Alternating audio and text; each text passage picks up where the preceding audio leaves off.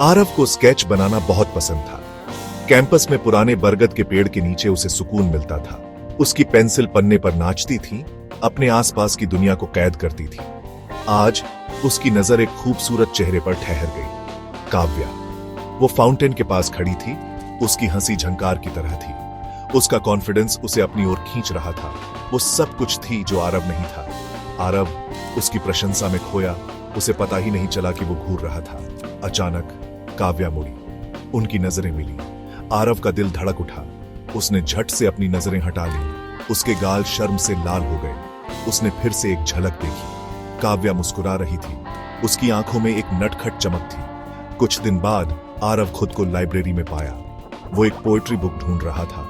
उसका दिल उन भावनाओं को व्यक्त करने का रास्ता ढूंढ रहा था जो काव्या ने उसके अंदर जगाई थी। उसने उसे देखा, उसकी भौहें एक किताब ढूंढते हुए चिंता में सिकुड़ी हुई थी।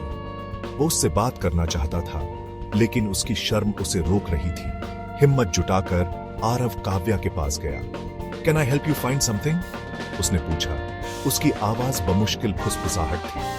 काव्या मुड़ी, आश्चर्य ने उसके चेहरे को कोमल बना दिया। एक्चुअली यस, उसने जवाब दिया। उसके चेहरे पर एक प्यारी सी मुस्कान फैल गई। आरव का दिल उछल पड़ा। उसने काव्या से बात कर ली थी। वे उसकी किताब ढूंढ रहे थे। उनकी उंगलियां गलती से छू गईं। बिजली का झटका लगा। काव्या हंसी, एक ऐसी धुन जिसने उसकी आत्मा को गा दिया। उसे उसकी किताब मिल गई और उनके हाथ एक बार फिर छू गए। समय रुक सा गया। लाइब्रेरी के बाहर की दुनिया गायब हो गई। बस वे थे, दो आत्माएं धूल भरी अलमारियों और पुराने कागज की गंध के बीच जुड़ रही थीं। काव्या ने चुप्पी तोड़ी। थैंक यू, उसने कहा। उसकी आंखें चमक रही थीं। I am Kavya. आरव, उसने जवाब दिया। उसकी शर्म पिघल गई।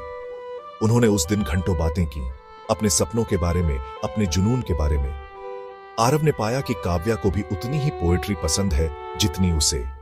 उसने कुछ पंक्तियां भी सुनाई। उसकी आवाज भावनाओं से भरी हुई थी। जैसे ही सूरज डूबने लगा, वे लाइब्रेरी से बाहर निकल गए। दुनिया अलग, उज्जवल, संभावनाओं से भरी हुई महसूस हुई।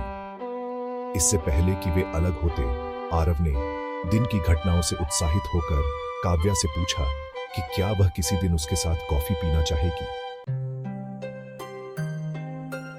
I'd love to, काव्या ने जवाब दिया। उसकी आंखें खुशी से चमक रही थीं और इस तरह उनके साथ का सफर शुरू हुआ। उन्होंने घंटों कैफे में बिताए, कॉफी, सपने और उन कविताओं को साझा किया जो उनकी आत्माओं से मेल खाती थीं। आरव ने खुद को काव्या के लिए खोल दिया। उसकी शर्म हर साझा हंसी और चोरी की नजर से दूर होती गई। वे कैंपस में हाथों में हाथ डाले टहलते थे। उनकी हंसी गलियारों में गूंजती थी। वे पुराने बरगद के पेड़ के नीचे बैठे थे, वही पेड़ जहां आरव ने पहली बार काव्या को देखा था। उसने उसका चित्र बनाया, कागज पर उसकी सुंदरता और आत्मा को कैद किया। काव्या ने चित्र को संजोया, उनके खिलते प्यार का प्रतीक। वे अविभाज्य थे, दो आत्माएं आपस में जुड़ी हुई थी। आरव काव्या के जीवन के उत्साह से प्रेरित होकर अपने आत्मविश्वास को बढ़ता हुआ पाया। उसने अपनी कला को दूसरों के साथ साझा करना शुरू कर दिया। उसके अटूट समर्थन से प्रोत्साहित हुआ। जीवन एक खूबसूरत सपने जैसा लग रहा था। हर पल प्यार और हंसी के रंगों में रंगा हुआ था। लेकिन सभी सपनों की तरह यह भी हिलने वाला था। एक शाम जब आरव अपने सामान्य मिलन स्थल के पास काव्या का इंतजार कर रहा था, उसने उसे देखा। वह किसी और लड़के से बात कर रही थी। उसकी हंसी एक दर्दनाक गूंज की तरह उस तक पहुंच रही थी। उसका दिल डूब गया। ईर्ष्या, एक ऐसा राक्षस जिसे वह कभी नहीं जानता था, अपना बदसूरत सिर उठा रहा था। उसने उनकी बातचीत नहीं सुनी, पीठ पर दोस्ताना थपथपाते नहीं देखा, क्योंकि काव्या ने उस लड़के को अलविदा कहा था। उसने केवल उसकी हंसी देखी। उसका ध्यान किसी और पर केंद्रित था। आहत और भ्रमित आरव मुड़ गया। उसका दिल अनकहे आरोपों से भारी था। दिन रातों में बदल गए। उनके बीच की खामोशी बहरी हो गई। काव्या आरव के दिल में उठ रहे तूफान से अनजान, उसकी अचानक दूरी से हैरान थी। उसने संपर्क करने की कोशिश की, लेकिन उसने उसे दूर धकेल दिया। उसके शब्द अनजाने में क्रूरता से भरे हुए थे। उनके द्वारा साझा किया गया आनंद एक दूर की स्मृति की तरह लग रहा था। हंसी मर गई।